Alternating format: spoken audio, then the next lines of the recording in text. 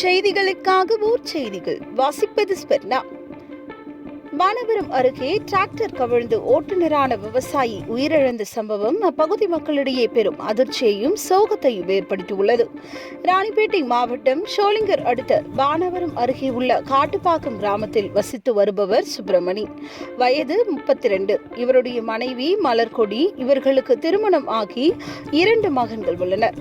இவர் விவசாய பணிக்காக ஏரிபாதை வழியாக டிராக்டரில் சென்றுள்ளார். அப்பொழுது எதிர்பாராத விதமாக மண் சரிவு ஏற்பட்டு டிராக்டர் கீழே சாய்ந்ததில் தலை குப்புற கவிழ்ந்துள்ளது. இதில் சுப்பிரமணி டிராக்டர் அடியில் சிக்கிக் கொண்டுள்ளார். இதனிடையே இதை கண்ட அப்பகுதி மக்கள் ஜேசிபி உதவியுடன் டிராக்டரை அப்புறப்படுத்தி அடியில் சிக்கியிருந்த சுப்பிரமணியை மீட்டு சிகிச்சைக்காக அரக்கோணம் அரசு மருத்துவமனையில் அனுமதித்தனர். அப்பொழுது பரிசோதித்த மருத்துவர் ஏற்கனவே இறந்துவிட்டதாக தெரிவித்துள்ளார்.